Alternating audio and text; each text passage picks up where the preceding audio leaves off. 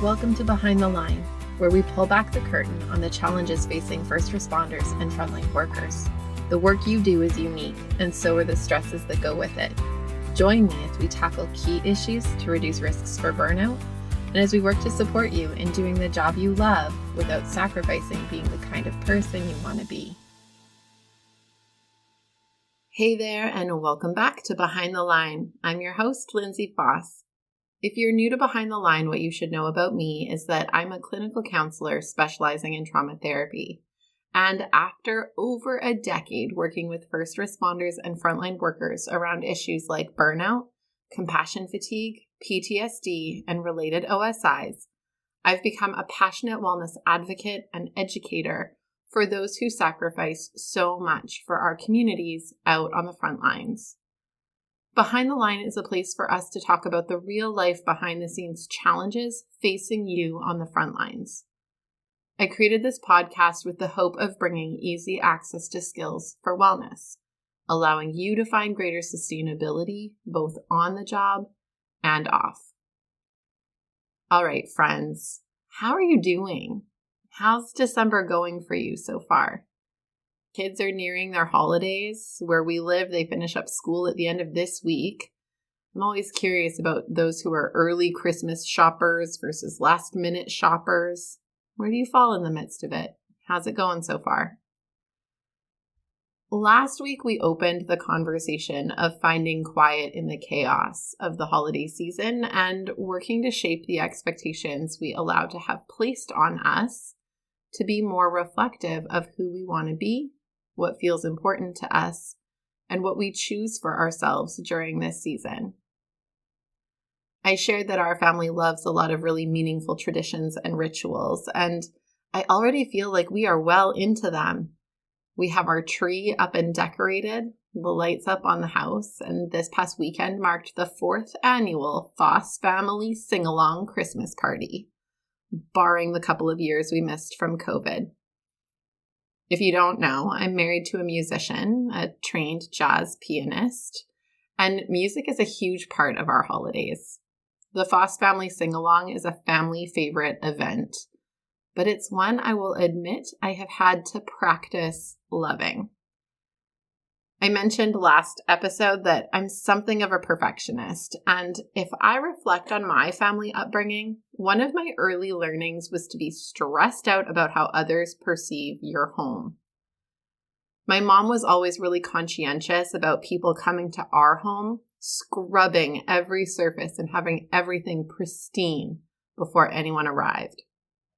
I absolutely inherited this pressure to have everything look just so. And I've had to work hard at reducing the pressure I put on myself in this area.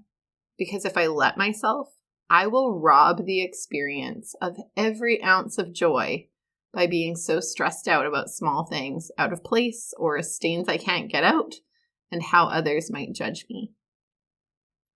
What I've realized is that no one has time or interest in caring much at all about what my house looks like. Barring stinky, gross mess, I think most people are just thrilled to have something fun to do with people they like and could care less about whether my bathroom vent has been scrubbed until it's shining or if my ceiling fan has some dust on it. And yes, that is the level of pressure I once held for myself. People love our sing-along for the family-friendly vibe, the fun games and atmosphere, and the yummy food and good company. I love our sing-along for those same reasons. Each year, I work to simplify the food so it's delicious but doesn't keep me handcuffed to the stove, missing out on time with our people. I work to simplify the process so that I can focus on what matters when it matters most and have a lot of it done and out of the way so I can really enjoy being in the moment. What a lot of it boils down to is values. Last week, we talked about expectations, and these emerge from the values we hold. Now, our values can be decided by us, but they can also be dictated by our histories and the values others have laid upon us. We have to interact intentionally and question our values to be sure that we are living by values that feel truly aligned with the kinds of people we choose to be in the world. While I still value cleanliness, I have scaled that value to know that I value people more. I value relationships more. I value being in connection more. And so whether or not my home is pristine, I will not allow that to dissuade me from inviting people to come be in my life. I will not have a standard of perfection that separates me from connections I care about. I continue to value how people think of me, but no longer fear them thinking poorly of me. Instead, I think that people are either in alignment with what I value or perhaps not. And if not, I'm not prepared to twist myself into a pretzel to fit their values and expectations. If that means releasing some relationships where we're not aligned and serving each other well, that's okay with me. It leaves more room for the people who are really on the journey of life with me. Behind the Line is sponsored by Beating the Breaking Point. Beating the Breaking Point is a 7-part online training program designed specifically for first responders and frontline workers, and tailored to fill the gaps in your training to support resilience and sustainability. Whether you're new to the work and wanting to cultivate tools to prevent burnout, compassion fatigue, and related concerns, or you are deep into your years on the job and have gone a few rounds with burnout and other mental health challenges, this program offers the foundational pieces you need to support personal and professional wellness for the long haul. You are a helper. You love your work and you sacrifice a lot. Investing in you and your sustainability is the best gift you can give yourself and those who lean on you. We make this program as risk-free as possible by offering a limited money-back guarantee to ensure that it's a fit for you. If you enjoy Behind the Line, you are going to love this program. Google Beating the Breaking Point Lindsay and find everything you need to get started, or use the link in the show notes. Now, back to the episode. At the end of the day, what do you want to be known and remembered for?